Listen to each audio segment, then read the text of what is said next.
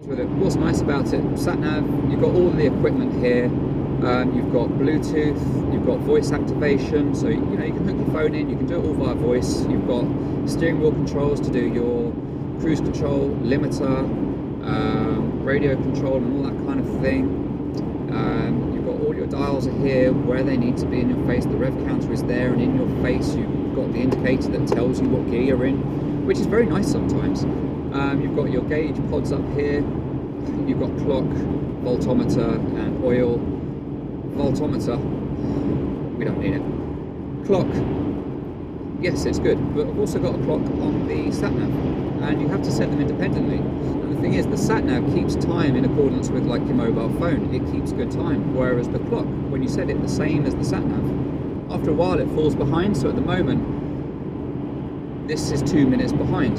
And also the sat-nav was updated to say, hey, you're in France. Time zone's different. So it's telling me it's 10:35 AM. Whereas this is telling me it's 9:33 AM up here. So, it's not ideal. That could be better linked together. But it's a car that, like I say, it's built from a base model that doesn't have sat-nav. So they have to have that clock there because you need one. You've got synchro rev match. This is the first car to do it. When you downshift, the throttle blips to match the revs of the gear that you're going to be engaging. This is to replace heel and toe. Lots of people love this feature. I know that if I drop a gear now from 6 to 4, for example, I know it's going to be smooth and the car isn't going to jolt like a car normally would. You can turn it off, but I don't bother. And when you turn it off, you do feel that jolt when you drop a gear. So, it's a good feature. It works and the car pulls when you drop. Traction control is quite intrusive. You can be in 3rd gear, floor it, or in fact I can be in 6th gear, drop to 3rd, floor it on a straight, traction control will come on. Quite often when I'm pulling away onto a roundabout or out of a junction, traction control will come on. And I don't think I'm going particularly heavy on the accelerator when it happens. Except when I'm flooring it, obviously, in a straight line, but when I'm coming away from a junction and it comes on, I don't feel like I'm really punching it. So that's a bit of an issue. Yeah, I mean, performance is good. Passengers feel that it's a fast car. I'm used to speed, so I don't really notice it that much. I still want more. I'm used to turbo cars, so I don't get the thrill as I did when I got that turbo kick. If I keep this car after my 3 years are up, because after 3 years I've got to start looking at servicing, MOTing. So I need to think about the financials. Depending on my financial position, I might want to go with a faster car. But I also might want to keep this, because I do like it. And if I do keep it, I might go down the route of modifications, forced induction perhaps, and some other bits and pieces. I have already done some modifications.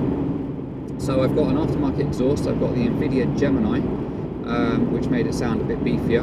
Not loads, but a bit beefier.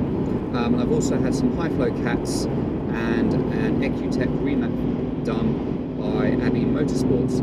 So this is why the power's up now to about 350, 355 brake horsepower, is because of that extra tuning. Now the power isn't much more than the standard Nismo, because obviously the Nismo is a tuned version of the standard 370. Now when you're adding a tune to a tune, you're obviously only going to get a slight increase because you've already got some of the work done in that tune that's already there.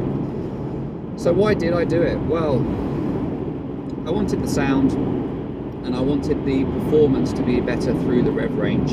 I didn't want to have to rev up to 6,000 revs to get everything I can out of the engine. So that was one of the reasons why I did it. I don't notice that big a difference, to be honest, but then I hadn't had the car long before I got the modification done, so it's kind of hard to gauge what the real difference is. So that's why there's the increase in power. I forget what the torque is now. I think it's up around the 280 mark or 300-ish mark. I think it's more likely 280. And when you're coming from a car that had 400 pounds of torque, it's not really that much. So I just don't feel it. I mean, don't get me wrong, if you've never had a car like this and you haven't been used to a Mini Cooper or something, you are going to notice it and you're going to enjoy it if that's what you want out of a car. But if you're coming from a car of similar performance, just don't expect to be blown away, because you're not, obviously. But that goes without saying, like I say, for the coupe factor and this sort of car, just is what you expect. So yeah, I've done those modifications, and I like it. The other reason for the map was that you've got different remaps. You can turn off the traction control and have an EcuTech traction control, which has got something like 23 different levels of severity that you can set. So that allows you to have much less intrusive traction control and tailor it more to what you would want. So that's good. We've also got an immobiliser mode, which is great. However, when I first started using it, I would forget. So I get in the car, press the start-stop button, the engine would just continue to try and cycle, and I'd look an idiot, like the car wasn't working properly, but it was just me forgetting to disengage the immobiliser. And then also, finally, you've got a what's it called? A valet map, so that it doesn't go above 5,000 revs. So you know, when you're handing your car over to someone else, you know they're not going to be out there revving the nuts off it and ruining your engine. Start, stop, keyless entry, all good. Cruise control, limiter, Bluetooth, voice activation, good infotainment system, plays video. You can plug your iPhone in, does iPhone control through it, which is great. You've got USB and red, white and yellow connectors in here, so you can plug in about 2 miles, follow E40. You've got air conditioning, obviously, though I must say I've never been able to find a really comfortable setting for it.